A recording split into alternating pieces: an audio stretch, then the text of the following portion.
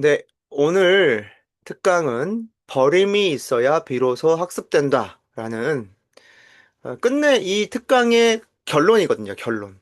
그래서 버림에 대한 미학 두 번째 시간입니다. 오늘은 우리 함께 해주신 선생님들과 이 내용으로 한번 질문을 던져봤어요. 아직 버리지 못해 손해보고 있는 그 대상은 무엇인가? 우리가 물건 어떤 우리 환경의 어떤 그 무언가를 계속 그냥 방치하고 있는 거죠. 그죠? 뭐, 감정도 대표적이죠. 제가 선생님들과 같이 생각했을 때, 우리가 또 버려야 할 것 중에 하나는 부정적인 감정. 그죠? 뭐, 우울감이면 우울감. 주기적으로 찾아올 수 있잖아요. 우리가, 한국 사람들이 왜 감수성이 풍부한가? 왜 케이팝, 왜 이런 것들이 세계적으로 인정받고 있는가? 우리는 1년에 가만히 있어도 겪기 싫어도 사계절을 항상 겪습니다. 그래서 그 사계절이 바이오 리듬이 주는 그 감정들을 다 겪어요. 겨울이 되면 고독함이 밀려옵니다. 좀 적적해지는 어떤 가을부터 시작해서. 왜냐면 자연들이 다 그걸 버리고 있거든요. 그래서 오늘 버림에 대해서 좀 인트로를 하면서 여러분 나중에 좀 흥미가 있으시면 AI한테 물어보세요.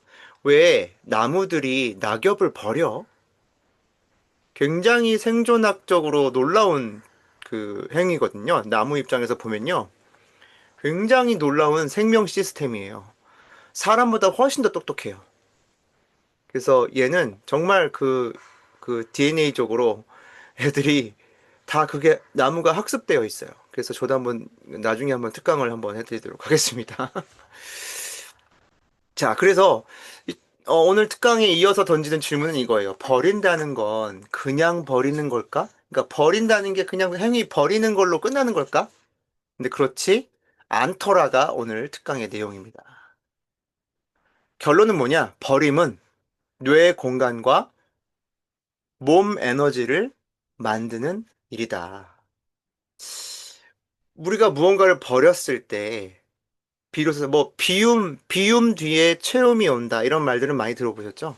그러니까 우리가 멈춰야 되고 바쁠수록 멈춤의 시간을 통해서 쓸데없는 생각이나 감정들을 버려주고 감정의 풍선도 터트려주고 바람을 빼주고 그건 왜 하는 거냐? 결국 뇌의 공간을 마련하는 거 행위더라. 그리고 본래는 뇌 에너지였는데 제가 의도적으로 몸 에너지라고 바꿨어요. 결국에 무언가를 버리는 그 행위가 몸 에너지를 만들더라고요. 그래서 계속 그 이유에 대한 제가 연구 결과를 찾아왔습니다. 그래서 인지 과부하와 인지적 세금이라는 것을 먼저 좀 말씀드리고 싶은데요. 인지 부하 이론에 따르면 이제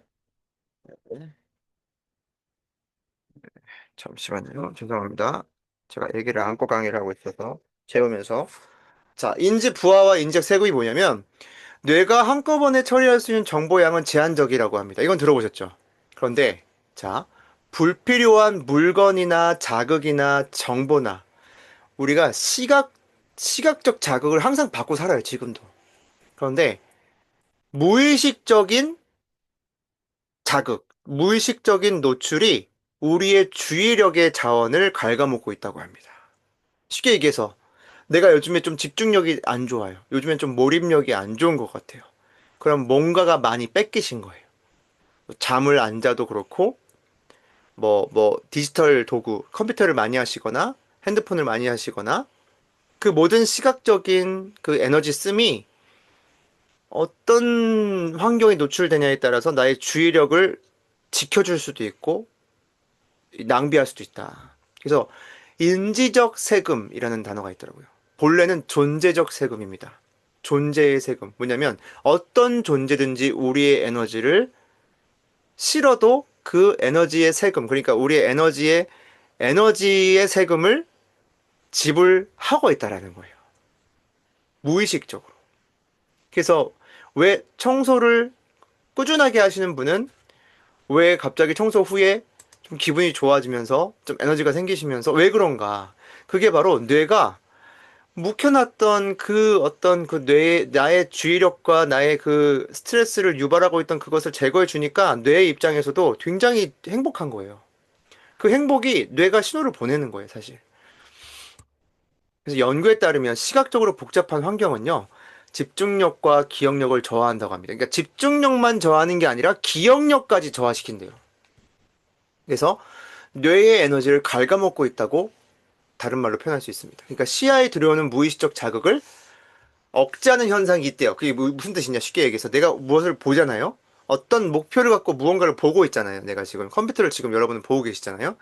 그런데 내 주변에 내 책상에 뭐가 올려져 있느냐에 따라서 그것도 내가 의식하진 않지만 계속 내 시각적인 자극을 주고 있는 것이고 뇌는 그때 내가 목표로 한 그 시각적인 대상 외의 것들을 계속 억제시키는, 그러니까 그게 거기 있지만 내가 목표한 것을 집중해야 되니까 내가 인식하지 않은 다른 복잡한 것이 옆에 있는 것을 계속 인식하고 있다라고 하고 그 인식을 내가 너 이거 인식하면 안 돼라고 계속 뇌가 억제를 하고 있다라는 거예요.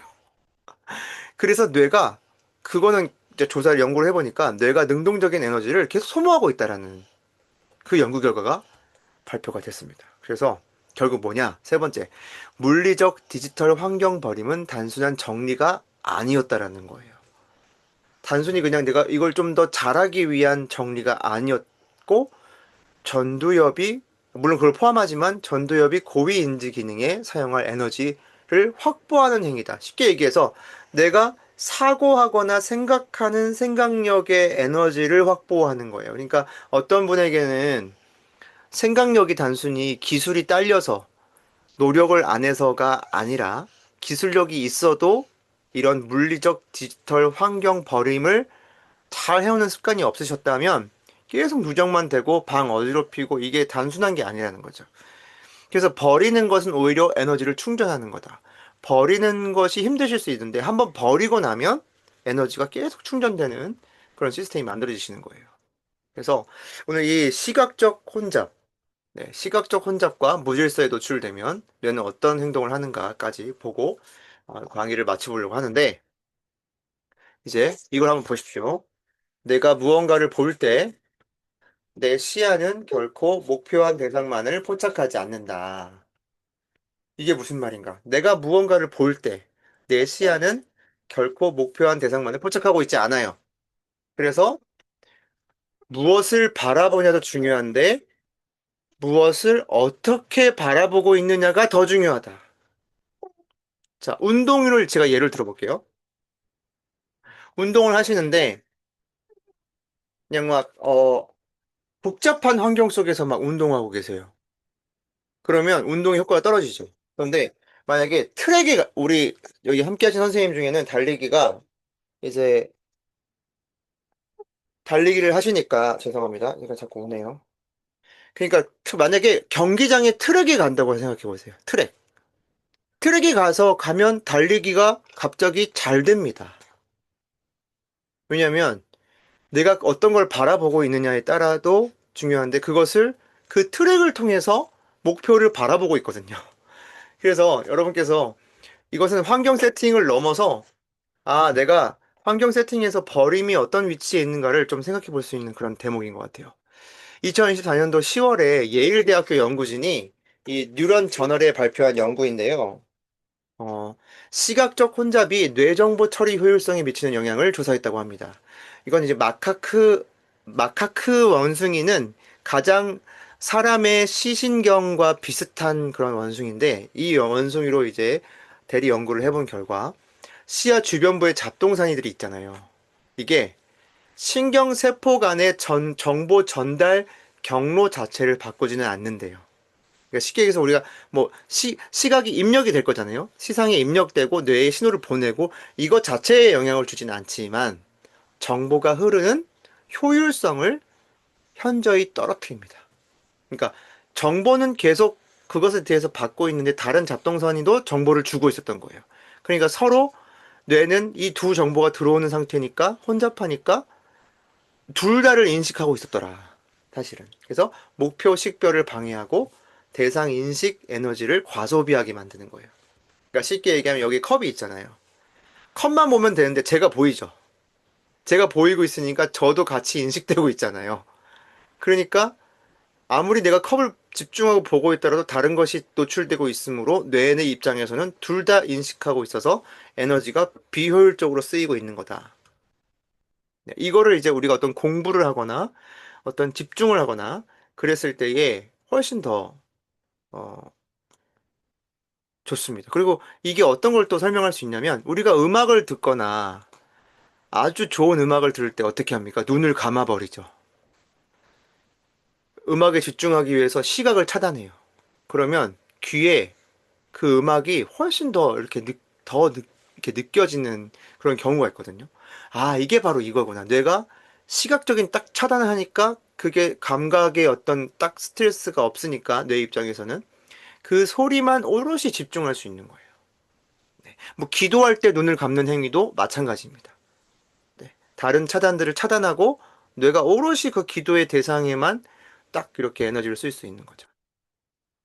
그래서 오늘은 이렇게 이 시각적 혼잡, 그리고, 이 인지 과부하, 인지적 세금.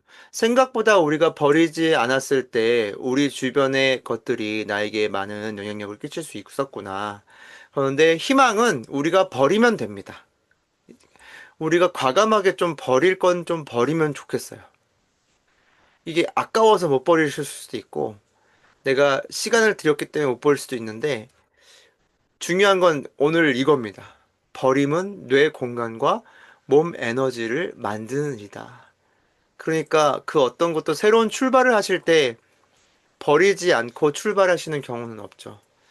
그래서 올해 2025년도 나도 모르게 쌓여왔던 내가 꼭 버려야 할 것은 무엇인가 이런 거 한번 같이 생각해보고 새해가 되기 전에 우리가 좀 과감하게 버릴 것. 뭐 습관도 그 안에서 계속 말씀하셨죠? 김익환 교수님도. 네, 습관도 버릴 게 뭐가 있을까? 그죠? 그럼 이제 그 버림이 우리는 이제 알죠. 이제 그걸 버리면, 아, 뇌 공간이 생기겠구나. 아, 뇌의 에너지와 우리의 몸 에너지가 자동으로 생기겠구나. 그러면 우리가 자동적으로 새로운 시스템과 습관을 만들어줄 수 있는 에너지도 생기겠구나. 그래서 버림이 선행되지 않으면 새로운 것을 만들 수 없다. AI는 어떻게 합니까? 우리가 그 AI 사용하는 것도 무언가 우리의 생활 패턴이나 사고 패턴에서 버릴 거를 정리해 줄 걸 정리해 줘야 AI와의 우리의 관계도 건강해질 수 있어요. 기존에 모든 걸 다 내가 생각을 전혀 안 하고 AI에 완전히 의존하셨던 분들은 그런 사고 방식을 하실 경우에는 AI 효능이 오히려 AI가 역풍을 나에게 다가올 수 있는 것이죠. 뭐 그렇게 우리가 굴절 적용으로 또 할 수 있을 것 같습니다. 여러분 오늘 이렇게 오늘 강의를 또 들어주셔서 너무 감사드리고요. 또 도움이 되셨다면 구독과 좋아요도 부탁드리고 또 함께 소통해 갈 수 있었으면 좋겠습니다. 여러분 수고하셨습니다.